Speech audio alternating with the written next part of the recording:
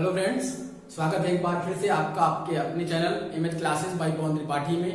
और आज आपके सामने हम high school UP board NCERT में द्विघात समीकरण का दूसरा अभ्यास लेकर के आए हैं। अभी पिछले वीडियो में हमने द्विघात समीकरण के बारे में विस्तार से जाना, कुछ महत्वपूर्ण सूत्रों को हमने सिद्ध किया और उसके बाद फिर हमने 4.1 प्रश्नावली का पूरे सवाल पढ़े। अब आज हम आपके सामने 4.2 प्रश्नावली लेकर के उपस्थित हैं। आशा करते हैं कि हमारे वीडियोस आपको पसंद आ रहे होंगे और यदि हमारे वीडियोस पसंद आ रहे होंगे तो उसको आप लाइक करें। अगर हमारे चैनल को आपने सब्सक्राइब नहीं किया है तो सब्सक्राइब करें, इस नए चैनल की मदद करें, जुड़े एमएच क्लासेस बाय पवन त्रिपाठी से, अपने ज्यादा से ज्यादा मित्रों के साथ शेयर करें और हमारे साथ बराबर बने रहें। और हम आपको विश्वास दिलाते हैं कि हम आपकी 100% बोर्ड एग्जाम की तैयारी करवाएंगे। तो बिना समय वेस्ट किए हम शुरू करते हैं। हमारा जो आज का चैप्टर है वो है 4.2 और उसका हम अगला सवाल जल्दी से अगला सवाल ले लेते हैं। पहला सवाल इसमें कह रहा है गुणनखंड विधि से निम्न द्विघात समीकरणों के मूल ज्ञात कीजिए। तो इसमें दिया हुआ x² माइनस 3x माइनस 10 बराबर 0। मैं दो सवाल इसके ले लेता हूं। दूसरा सवाल यहां लिख देता हूं मैं, या फिर इधर लिख देता हूं दूसरा सवाल, दोनों साथ में हल करते हैं, ठीक है ना। √2x² प्लस 7x प्लस 5 √2 बराबर 0। प्यारे दोस्तों, आपने कक्षा में पढ़ा होगा 3 पद से 4 पद, इसको बना करके इसको शून्य निकाल लें। इसके हमें जो मूल है इसके उस मूलों को निकालना है। उसके लिए हम क्या करते हैं कि आप सब कक्षा में पढ़े होंगे, इसका गुणनखंड करना, 3 पद से 4 पद बनाना। तो अब आप इसको दो तरीके से कर सकते हो, या तो आप इसका गुणनखंड कर लो या फिर आप इसको द्विघाती सूत्र द्वारा इसको हल कर सकते हैं। अगर एग्जाम में लिखा रहे कि द्विघाती सूत्र से हल करिए तब आप इसको द्विघाती सूत्र से हल करोगे। सबसे पहले आप लिखोगे कि दिए हुए समीकरण की तुलना द्विघात समीकरण x² plus bx plus c बराबर 0 से करने पर a बराबर b बराबर c बराबर मान निकालेंगे। फिर हम उस फार्मूले में रख के इसको हल करेंगे। अगर नहीं कहता है तो फिर हम इसको 3 पर 4 बनाते हैं। तो सबसे पहले पहली और तीसरी का हम गुणा कराएंगे तो क्या हो जाएगा, 10 क्या आई 30। तो हमारा जो आरोह गुणनफल है कितना है, वो 10 एकम 10 आया।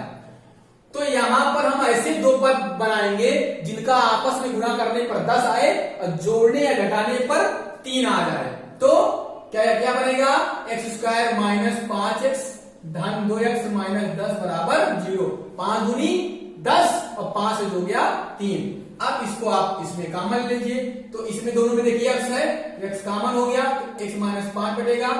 अब हमको यहां पर x माइनस 5 चाहिए, पहले आप ब्रैकेट बना लीजिए। आप यहां पर देखिए कि यहां पर x माइनस 5 है तो हमको पहली राशि क्या चाहिए, x चाहिए। तो x के अलावा जितना भी है वो सब आप बाहर निकाल लो। तो x के अलावा क्या है, 2 है। यहां आप इसको पूरा उतार दो, एकदम सेम प्रोसेस, आपको कुछ करने की जरूरत नहीं है। यहां इतना आया है, इसकी पहली राशि जो है यहां आप देखिए वो पहली राशि है, उसके अलावा जितने भी अवयव है सब आप यहां लिख लीजिए। अंदर आपको इसी को सेम उतार देना है। ये आया कैसे, मैं दिखा देता हूं आपको। 2 हमने कॉमन लिया तो 2x में जब हमने 2 से भाग दिया तो 2 कट गया, x बचा। और जब हमने 2 से 10 से भाग दिया तो 2 पंचे 10। दोनों में कॉमन क्या है, x माइनस 5 कॉमन है तो बचेगा क्या, x प्लस 2 बराबर 0। जब x माइनस 5 बराबर 0 तब क्या हो जाएगा, तब x बराबर 5।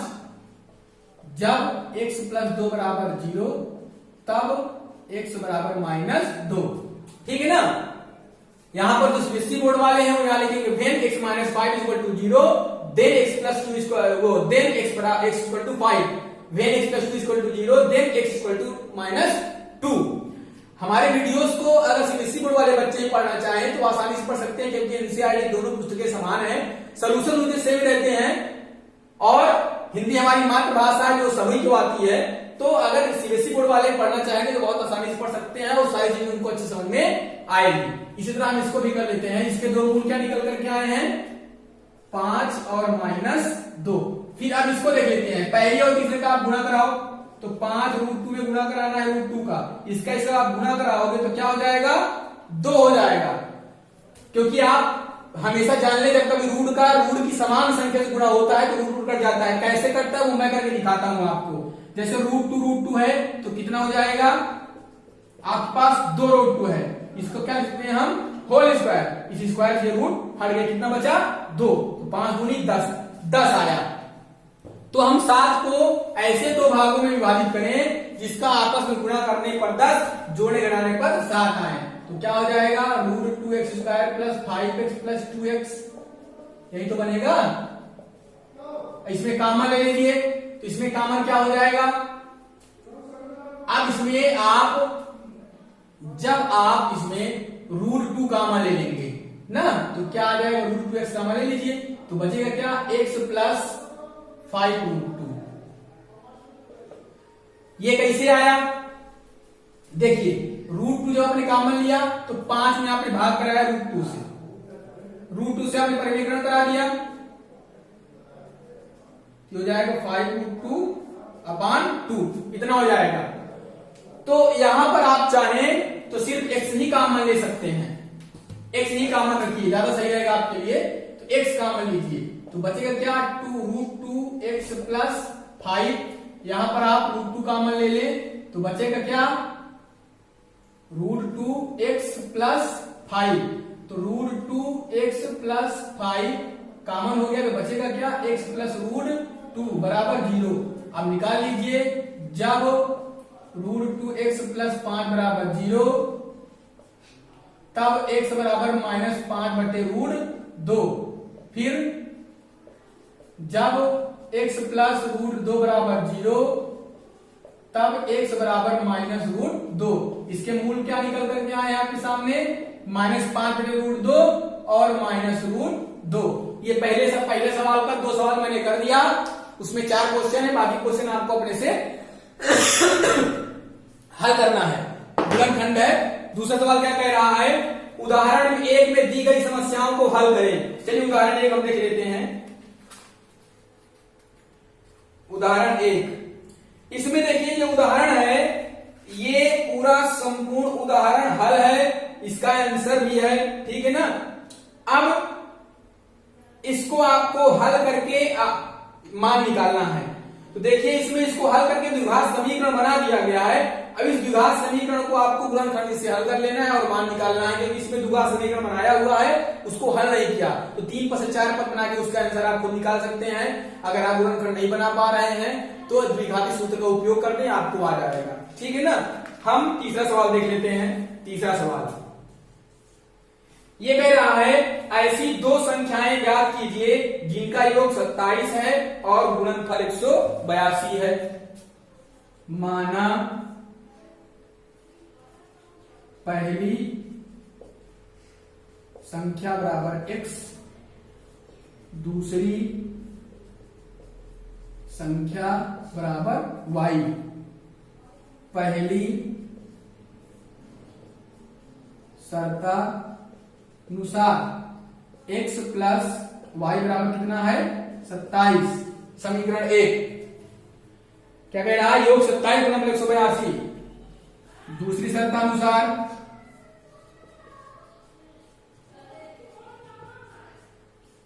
x y बराबर 182। ठीक, यहां से या x बराबर 182 बटा y। अब समीकरण 2 से x का मान समीकरण 1 में प्रतिस्थापित करने पर यहां पर हम प्रतिस्थापन विधि का उपयोग कर देंगे, ठीक है ना। प्रतिस्थापन विधि का उपयोग कर देंगे, उससे हमारा सवाल हल हो जाएगा। तो हल करते हैं, तो मान रखिए, तो हो जाएगा 182 बटा y प्लस y बराबर 27। यहां पर आप समीकरण 2 से x का मान समीकरण 1 में ना, और ये सीबीएसई बोर्ड वाले बच्चों के लिए let the first number equal to x, second number equal to y, first condition x plus y equal to 27 and second condition x y equal to 182 then x की वैल्यू हमने निकाल ली। अब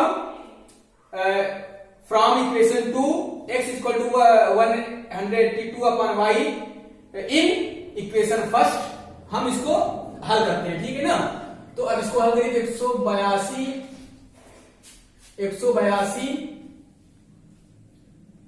plus square minus 27y plus 182 बराबर 0, ठीक है ना। अब इसका फैक्टर बना लें। अगर आपको इसका फैक्टर आ रहा है ठीक है, नहीं आ रहा है तो आप द्विघाती सूत्र का उपयोग करें। द्विघाती सूत्र का उपयोग करके आप इसकी वैल्यू आप निकाल सकते हैं। अगर आपको ऐसे ही खंड बनाने हैं तो 182 का फैक्टर कर लें। आपको 182 कम 182 गुणा करने पर 182 आना चाहिए, जोड़ने घटाने पर 27 आना चाहिए। इसका हम फैक्टर करते हैं, 2 18 2 कम 2, फिर 7 से, फिर 13 से। तो इसका जो फैक्टर बना है वो क्या बना है, 7 दूनी 14 और 13। तो 14 और 13 अलग अलग कर लेते हैं, ठीक है ना। तो 14 और 13 गुणा करो, 13 चौको 52, 13 कम 13 5 18। तो y square minus 14y minus 13y plus 182 बराबर 0। y कॉमन हो जाएगा तो y माइनस 14 माइनस 13 कॉमन हो जाएगा तो y माइनस 14 बराबर 0। y माइनस 14 y माइनस 13, ठीक है ना। तो यहां पर y का मान आ गया, y कितने मान आए, 2 आए। y बराबर क्या हुआ 14, y बराबर क्या हो गया 13। तो y के 2 मान आ गए, एक 14 आया और एक 13 आया। अब इन दोनों मानों को हम यहां पर समीकरण 1 में रख देंगे तो हमारे पास इसके 2 मान आ जाएंगे। y का मान समीकरण 2 में, तो x बराबर 182 बटे क्या रखेंगे, 14 रख लेते हैं, ठीक है ना। तो 14 एकम 14 और 14 की 42, ठीक। जब y बराबर 14, जब y बराबर 13 तो x बराबर क्या हो जाएगा 182 बटे 13। तो x बराबर क्या हो जाएगा 13 कम 13 और 13 चौको 52। तो आपने यहां पर देखा कि 2 मान y के आ गए, 2 x के आ गए। तो जब y का मान आपने 14 रखा तो x का मान 13 आया, जब y का मान आपने 13 रखा तो x का मान 14 आया। तो पहली संख्या x जब आप 14 मानोगे तो दूसरी संख्या 13 हो जाएगी, जब आप पहली संख्या 13 मानोगे तो दूसरी संख्या 14 आ जाएगी। जिसके 2 उत्तर आएंगे उसमें आपको परेशान होने की आवश्यकता नहीं है, क्योंकि हमने 2 मान निकाले हैं, क्योंकि गुणनखंड क्या है तो हमारे 2 आंसर भी आने चाहिए और 2 आंसर आएंगे। तो अब हम ये आपका नोट हो गया होगा, अभी आप ऊपर वाला तब तक नोट करिए। मैं एक सवाल, अगला सवाल शुरू कर देता हूं। हमारा चौथा सवाल, 2 क्रमागत धनात्मक पूर्णांक ज्ञात कीजिए जिनके वर्गों का योग 365 है। माना 2 क्रमागत धन पूर्णांक बराबर x प्लस 1। क्रमागत धन पूर्णांक है, सम विषम होता तो अलग अलग लिखते। तो मैं आपको बता दूं, ये x plus 1, x plus 2, x plus 3, x plus 4, x plus 5, x plus 6, x plus 7 इसी तरह आगे बढ़ता जाता है। तो जब कहे क्रमागत धन पूर्णांक तो क्रमागत क्रम से ले लेते हैं, जितना कहे 1 2 3, जैसे 2 कहा तो हमने 2 ले लिया यहां से। अगर कहे क्रमागत सम धन पूर्णांक तो देखिए ये 1 2 3 4 5 6 7 8। तो सम संख्या क्या होती है 2 4 6 8। इनको हमको लेना है, जितना कहेगा। अगर 2 कह रहा है तो 1 और 2 हो गया, 3 कह रहा है तो 1 2 3 हो गया, ठीक है ना। क्रमागत सम धन पूर्णांक, विषम धन पूर्णांक तो यहां से 1 3 5 7 फिर आगे 9 आएगा। इस तरह आपको इसको लिख करके और कर लेना है, कभी आपका ऐसे सवाल गलत होने वाला नहीं है। आपको मैंने बहुत अच्छी ट्रिक बताई है। तो अब क्रमागत धन पूर्णांक कह रहा है तो हमने x प्लस 1 मान लिया। अब कह रहा है इनके वर्गों का योग 365 है। तो प्रश्नानुसार अकॉर्डिंग टू कंडीशन, प्रश्नानुसार या अकॉर्डिंग टू क्वेश्चन, x का वर्ग प्लस x प्लस 1 का वर्ग बराबर 365 365 ही है। चलिए एक्स स्क्वायर यही रहेगा, इसलिए प्लस बी का होल स्क्वायर का फार्मूला लग जाएगा, a square plus b square plus 2ab बराबर 365। ये हो जाएगा 2x square plus 2x plus 1 minus 365 बराबर 0। तो हो जाएगा 2x square plus 2x minus 364 बराबर 0, या इसको आप दो कॉमन ले लें तो हो जाएगा x square plus x minus 2 1 कम 2, फिर 2 8 16 और 2 दूनी 4। ये आपका आ गया। अब इसका आपको फैक्टर करना है। ये अभी हमने देखिए Y square minus 27y plus 182 का फैक्टर बनाया था, एकदम उसी तरह फैक्टर इसका भी बनेगा 14 और 13 का। उसमें हमको जोड़ना था, इसमें हमको घटा के 1 प्राप्त करना है। हमको ऐसी संख्या लेना है जिसका आपस में गुणा करने पर 182 आए, जोड़ने और घटाने पर 1 आ जाए। तो x square plus 14x minus 13x और माइनस 182 बराबर 0। फिर x का मान कॉमन हो जाएगा तो x प्लस 14 और माइनस 13 कॉमन हो जाएगा तो x प्लस 14 आ जाएगा बराबर 0। x प्लस 14 कॉमन हो जाएगा तो क्या बचेगा, x माइनस 13। जब x प्लस 14 बराबर 0, x माइनस 13 बराबर 0, तब x बराबर माइनस 14, x बराबर 13। ठीक है ना। अब हमारे पास माइनस 14 और 13, तो हम ऋणात्मक को छोड़ देंगे, धनात्मक को लेंगे। ठीक है ना। तो इसलिए पहली संख्या बराबर x बराबर 13, दूसरी संख्या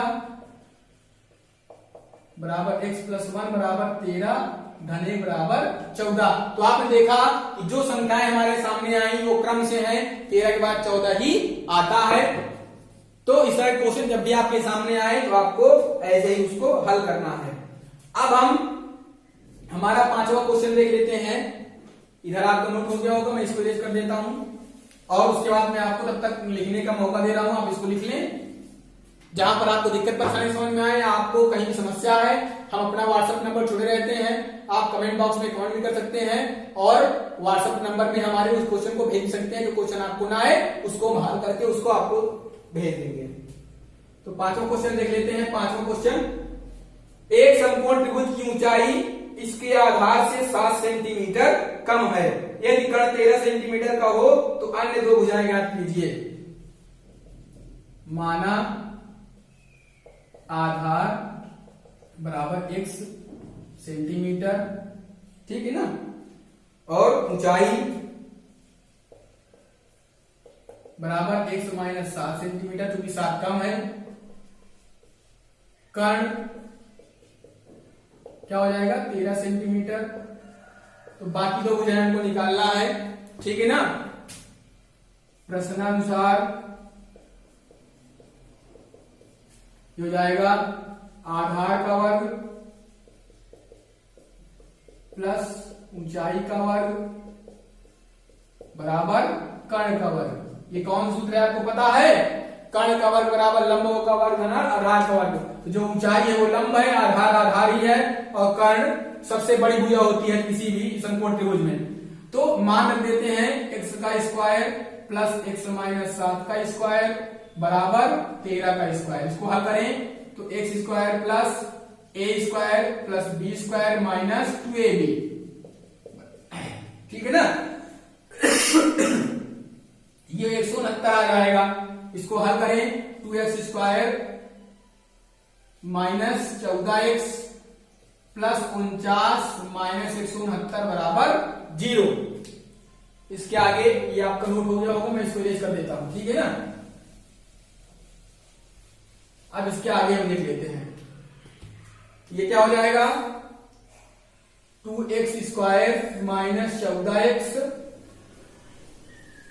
इससे घटा दें इसको तो माइनस 9 से 9 गया 0, और यहां पर 6 से 4 गया 2 और 1, ये हो जाएगा 120।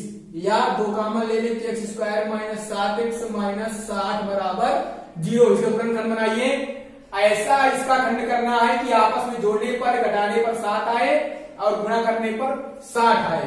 तो x² माइनस 12x, ठीक है ना, प्लस 5x माइनस 60 बराबर 0। 12 पंचे 60, 12 से 5 गया 7, तो x कॉमन ले लीजिए, तो क्या बचेगा x माइनस 12, 5 कॉमन ले लीजिए तो x माइनस 12 बराबर 0। x माइनस 12 कॉमन हो जाएगा, x प्लस 5 आ जाएगा, तो x बराबर 12 और x बराबर माइनस 5। तो इसको हम माइनस वाले को छोड़ देंगे और इसको हम प्लस वाले को ले लेंगे। तो अब हम मान निकाल लेते हैं। तो अब मान निकालने के पश्चात जो आपने माना है उसको आपको नीचे फिर से लिखना पड़ेगा और वहीं पर आपको इसका हल निकला पड़ेगा। तो अब हम यहीं पर लिख के ये लिखा हुआ इसी मान निकाल लेते हैं, ठीक है ना। ये इसको नीचे फिर से लिखना है आपको, जो आपको दो भुजा निकालनी है। इसलिए आधार x बराबर 12 सेंटीमीटर, ऊंचाई 12 माइनस 7 बराबर 5 सेंटीमीटर और कर्ण क्या है 13 है। तो अगर आप चाहो तो अपना सवाल चेक भी कर सकते हो। 12 12 144, 5 5 25, 144 और 25 169 होता है और कर्ण आपका 169 है। कर्ण का वर्ग बाकी दोनों भुजाओं के वर्ग के योग के क्या होता है, बराबर होता है। तो हम अपना आखिरी सवाल देख लेते हैं। अब 6वां क्वेश्चन, एक कुटीर उद्योग एक दिन में कुछ बर्तनों का निर्माण करता है। माना कुटीर उद्योग x बर्तनों का निर्माण करता है। फिर क्या कह रहा है, एक विशेष दिन यह देखा गया कि प्रत्येक नग की निर्माण लागत उस दिन के निर्माण किए गए बर्तनों की संख्या के दुगने से 3 अधिक है। निर्माण लागत एक बर्तन निर्माण हुआ, इसका दोगुना 2x और 3 अधिक है, ठीक है ना। यदि उस दिन की कुल निर्माण लागत 90 रुपए थी तो निर्मित बर्तनों की संख्या और प्रत्येक नग की लागत निकालना है। प्रश्नानुसार क्या हो जाएगा, x गुणे 2x प्लस 3 बराबर 90। गुणा क्यों कराना पड़ा, क्योंकि नग का जब बर्तनों की निर्माण संख्या से गुणा होगा तभी वो पूरा निकल करके आएगा। तो 2x² प्लस 3x बराबर 90। तो 2x² प्लस 3x माइनस 90 बराबर 0।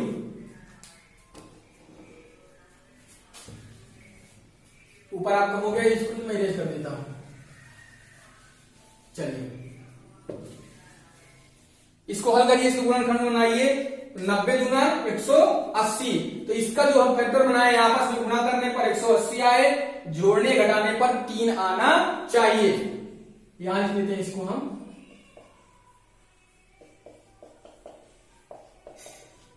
ठीक है ना। तो अब हमें ऐसी संख्याएं खोजना है जिनका आपस में गुणा कराने पर 180 आता है। तो 2x² plus 15x minus 12x minus 90 बराबर 0। 15 12 गुणा कराइए, 12 पंजे 60, 12 का हमारा 180 आता है ना। तो इसमें कॉमन ले लीजिए, x कॉमन हो जाएगा तो बचेगा क्या, 2x प्लस 15, यहां पर माइनस 6 कॉमन ले लीजिए तो क्या बचेगा, 2x प्लस 15 इक्वल टू 0। तो यहां पर 2x प्लस 15 जब कॉमन हो जाएगा तो क्या बचेगा, x माइनस 6 बराबर 0। जब 2x प्लस 15 बराबर 0 तब x बराबर माइनस 15/2 और जब x माइनस 6 बराबर 0 तब x बराबर 6। माइनस को हम छोड़ देंगे, प्लस को हम ले लेंगे। इसलिए